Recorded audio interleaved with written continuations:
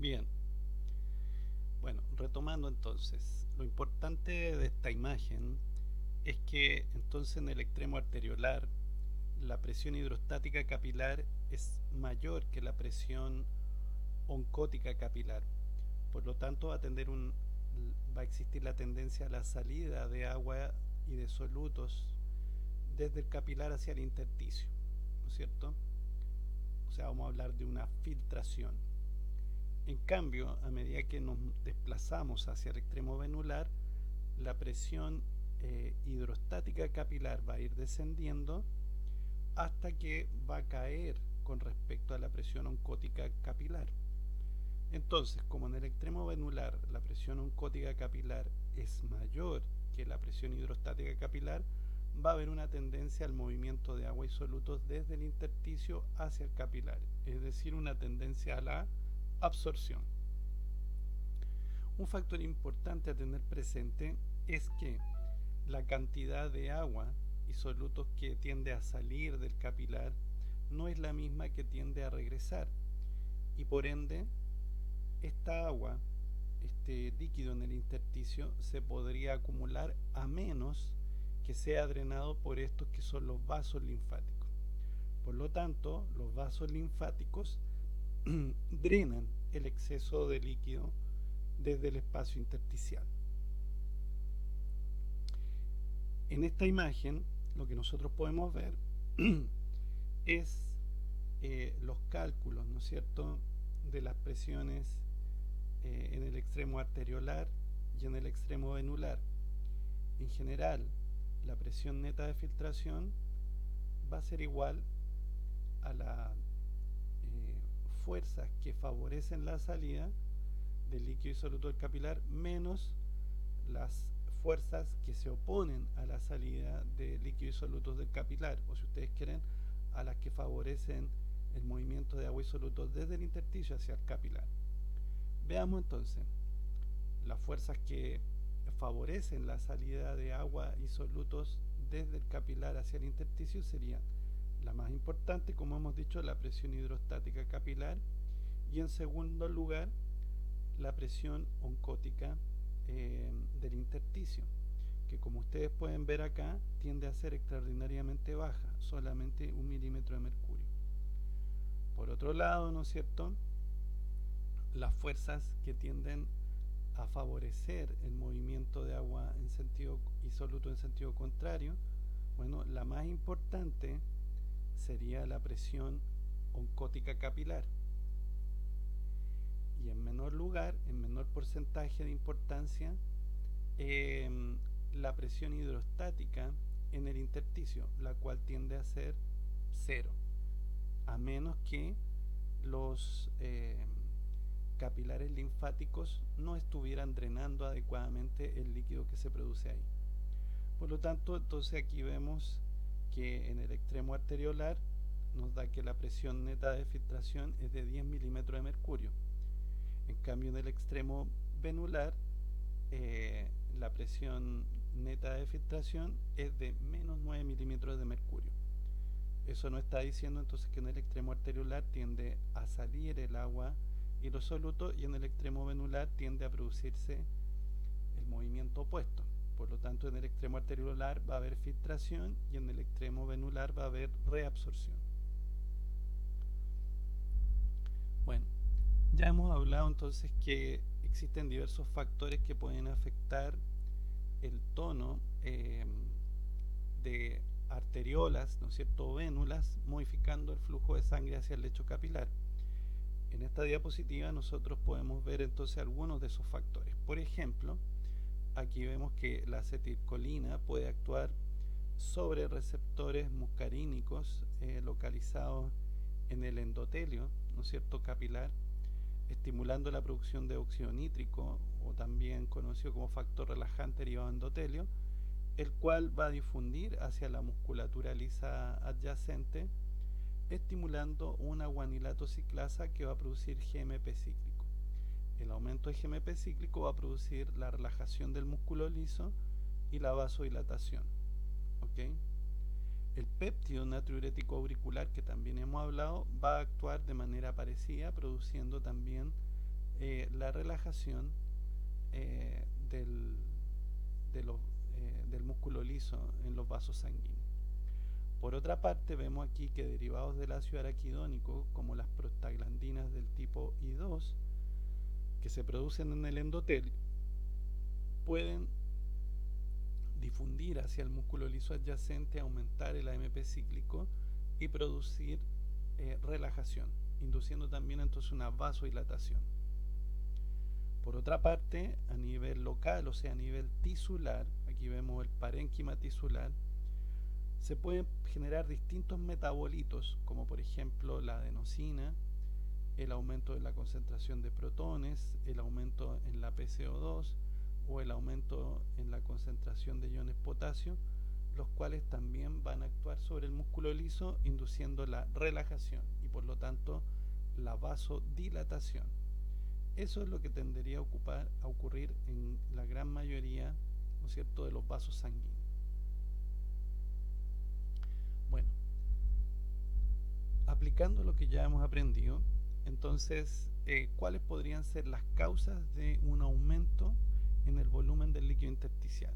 Bueno, aquí están resumidas esas causas y serían el aumento de la presión de filtración, que como ya hemos dicho, depende en gran medida de la presión hidrostática capilar, por ejemplo. El número 2, que sería la disminución del gradiente de presión osmótica a través del capilar, o sea, si se altera la presión oncótica capilar, eso va a afectar significativamente. Y el incremento de la permeabilidad capilar, ¿no es cierto? El número 3, hay sustancias que aumentan la permeabilidad capilar, que por ejemplo pueden liberar los mastocitos y otras células de a nivel tisular, ¿no es cierto?, que productos de daño podrían estar siendo liberados de reacciones alérgicas, etc. Y lo otro es el flujo linfático inadecuado, o sea, que no haya un buen drenaje. Vamos viendo cada una de ellas. Si pensamos en el incremento de la presión de filtración, ¿cómo se podría producir esta situación? Bueno, por dilatación arteriolar, ¿no es cierto? Eso aumentaría el flujo de sangre al lecho capilar y aumentaría la presión hidrostática capilar.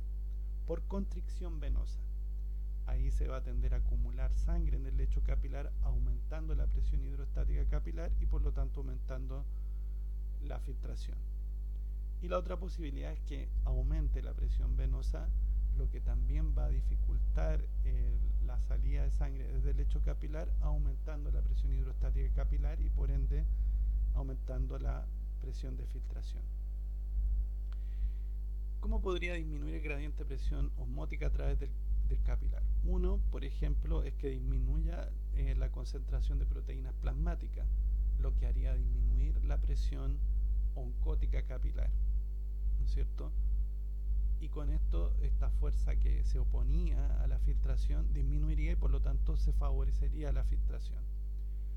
Otra situación sería la acumulación de sustancia osmóticamente activa en el espacio intersticial, que como ya lo dijimos, en condiciones normales esto sería mínimo.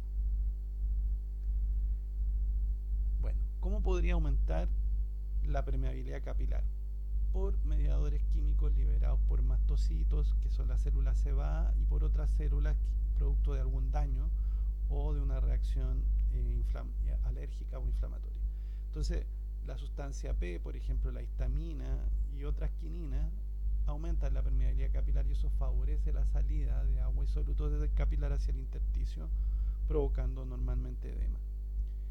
Por último, como ya hemos dicho, el flujo linfático inadecuado, es decir, algo que obstruya a los capilares linfáticos, o bien la remoción de los capilares linfáticos se va a traducir en un aumento del volumen del líquido intersticial, que es lo que en el fondo se traduce en edema. Bien, en esta otra diapositiva podemos ver algunas de las principales causas o ejemplos, mejor dicho, que podrían ocasionar edema, ¿no es cierto? Ya sabemos cuáles son las principales causas y vemos aquí cuáles serían los ejemplos que podrían ocasionar, por ejemplo, un aumento de la presión hidrostática capilar, una disminución en la presión oncótica capilar o un aumento de la conductancia hidráulica, es decir, un aumento en la permeabilidad capilar. Bueno, El flujo sanguíneo puede ser controlado a través de dos grandes mecanismos o dos sistemas. Los sistemas de control intrínseco, en donde vamos a encontrar tres posibilidades, ¿no es cierto? Uno que es la autorregulación. ¿A qué se refiere esto? Que el flujo sanguíneo de un órgano se mantiene constante frente a una amplia gama de presiones de perfusión. O sea, ¿cómo se explica esto? A través de la llamada hipótesis miógena, que tiene que ver con las propiedades mecánicas de los vasos sanguíneos. Es decir, si aumenta la presión, se distienden las paredes del vaso sanguíneo, el músculo se estira y mientras más se estire, con más fuerza se va a contraer. Al revés, si la presión baja, el músculo se tiende a retraer, mientras menos se estire, con menos fuerza se va a contraer. Y eso permite modular el flujo de sangre hacia un órgano en función de los cambios de presión. Otra posibilidad es la peremia activa. ¿En qué consiste esto? Que el flujo de sangre de un órgano va a aumentar cuando aumenta su actividad metabólica. Entonces, para esto está lo que se llama la hipótesis metabólica, y que se basa en que el aporte de oxígeno a través de la sangre se ajusta a las necesidades tisulares de oxígeno. En este sentido, se sabe que hay una serie de metabolitos que tienen acción vasodilatadora. Por ejemplo, el aumento de CO2, el aumento en la concentración de protón y por lo tanto baja en el pH, el aumento de la concentración de ion potasio, de lactato o de adenosina, tiende a producir vasodilatación, y también la disminución en la presión parcial de oxígeno, excepto a nivel alveolar, donde va a ocurrir lo contrario. Entonces, a nivel de las arteriolas que irrigan los lechos capilares alveolares, va a funcionar esto de manera opuesta. Por otra parte, también tenemos la hiperemia reactiva, que consiste en que tras un periodo de oclusión, el flujo sanguíneo hacia un determinado tejido u órgano va a aumentar. Entonces, a mayor tiempo de oclusión, mayor va a ser el aumento en el flujo una vez que se restituye. Por otra parte, tenemos los sistemas de control extrínseco del flujo sanguíneo, que tienen que ver con la inervación simpática del músculo lisovascular. Entonces, aquí en general, en la mayoría de los casos, si aumenta la descarga simpática y hay mayor liberación de noradrenalina, lo más común es que va a haber vasoconstricción, ¿cierto? Esto mediado principalmente por receptores alfa-adrenérgicos.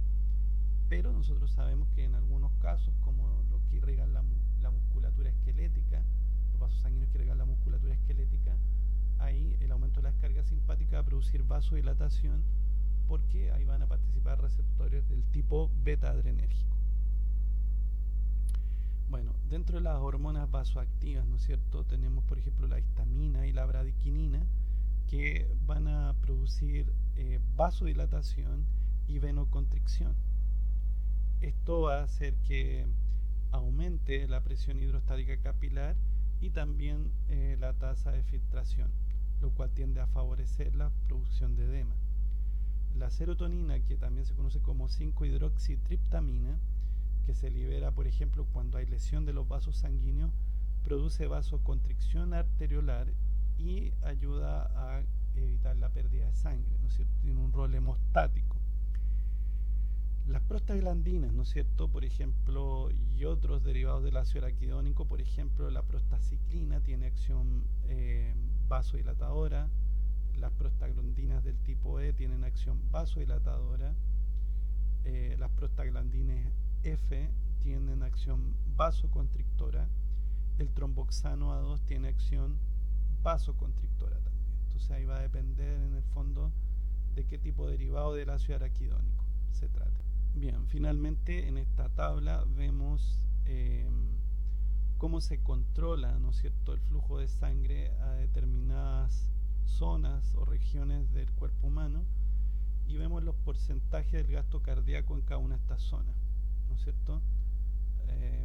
Para cada uno de ellos, aquí el gasto cardíaco está representado en color azul, y aquí están los mecanismos y los sistemas de control asociados a cada uno de ellos. Eso lo pueden revisar con más calma posteriormente.